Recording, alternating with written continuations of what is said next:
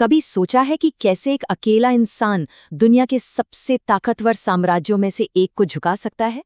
आज हम उसी कहानी को जानेंगे और देखेंगे कि ये सब कुछ एक मामूली सी ट्रेन यात्रा से कैसे शुरू हुआ। तो सवाल यही है कि एक अकेला इंसान एक अन्याय से भरे सिस्टम के सामने आखिर कैसे खड़ा हो सकता है? मतलब एक अकेला इंसान कर भी क्या सकता है?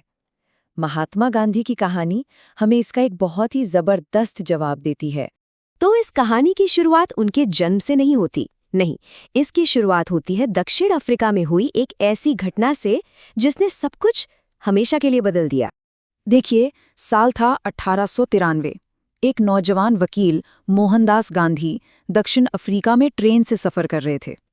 एक मुकदमे के सिलसिले में डरबन से प्रिटोरिया जा रहे थे। लग तो यही रहा था कि ये एक आम सफर होगा, लेकिन ये उनकी जिंदगी का रुख मोड़ने वाला था। और एक बात यहाँ साफ कर देना जरूरी है, गांधी जी के पास फर्स्ट क्लास का वैलिड टिकट था। मतलब वो कानूनी तौर पर बिल्कुल सही थे। फर्स्ट क्लास में सफर करने का उन्हें पूरा हक था। और यही बात आगे जो हुआ उसे और भी ज्यादा नाइंसाफी भरा बना देती है। लेकिन फिर भी उन्हें थर्ड क्लास डिब्बे में जाने का हुक्म दिया गया। और वजह सिर्फ इतनी थी कि उनकी चमड़ी का रंग अलग था। एक गोरे अफसर ने बस उनकी नस्ल के आधार पर उन्हें पीछे जाने को कह दिया।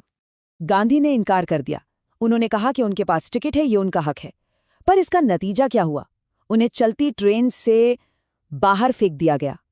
एक सिपाही ने पहले उनका सामान फेंका और फिर उन्हें भी धक्का देकर उतार दिया।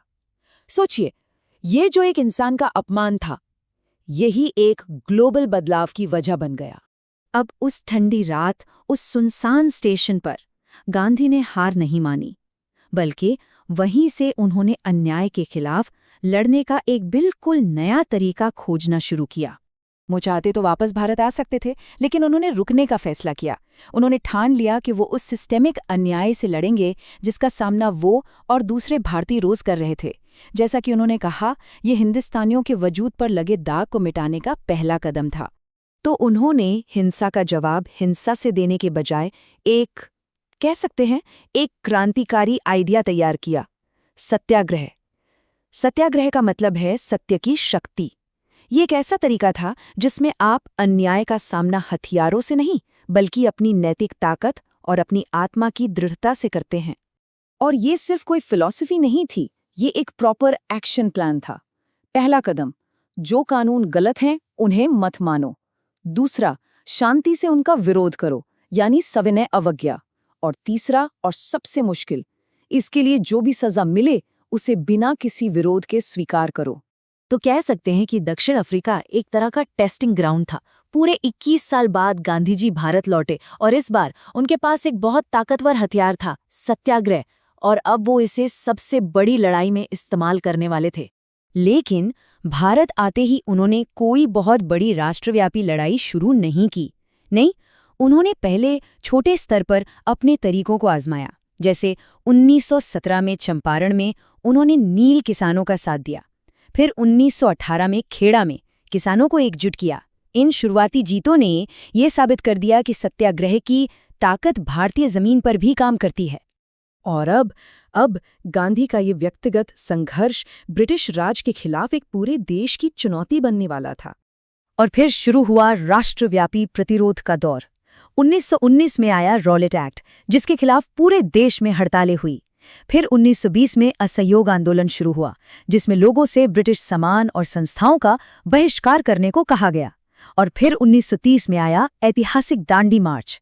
ये एक के बाद एक ऐसी लहरें थीं जिन्होंने लाखों भारतीयों को आज़ादी के लिए एक साथ ला खड़ा किया।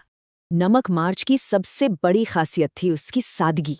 सोचिए, नमक एक ऐसी चीज जिसकी जरूरत हर भारतीय को है, चाहे वो अमीर हो या गरीब। अंग्रेजों ने उसी पर टैक्स लगा रखा था।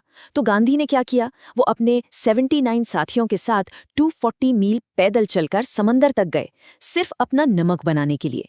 ये कानून तोड़ने का एक ऐसा तरीका था जिससे हर कोई जुड़ सकता था। और इस आंदोलन का असर देखिए, 60,000 से भी ज्यादा लोगों को गिरफ्तार किया गया, सिर्फ इसलिए कि वो गैरकानूनी तरीके से नमक बना रहे थे या बेच रहे थे। ये सिर्फ एक छोटा मोटा प्रोटेस्ट नहीं था, ये पूरे देश की तरफ से सविनय अवज्ञा थी।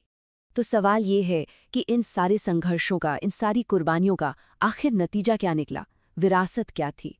भारत के पहले प्रधानमंत्री जवाहरलाल नेहरू ने कहा था, गांधी जी ताज़ी हवा के एक तेज झोंके की तरह आए जिसने हमारे लिए खुली हवा में सांस लेना संभव कर दिया। ये शब्द गांधी के असर को बखूबी बयां करते हैं।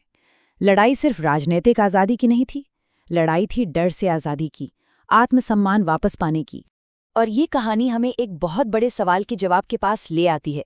एक इंसान जिसे ट्रेन से फेंक दिया गया था, वो एक ऐसे लीडर में बदल गया जिसने एक पूरे साम्राज्य को हिला दिया। उनकी यात्रा हमें दिखाती है कि शांति और अहिंसा में कितनी ताकत होती है, एक ऐसी ताकत जो आज भी हमारी दुनिया को आकार दे रही है।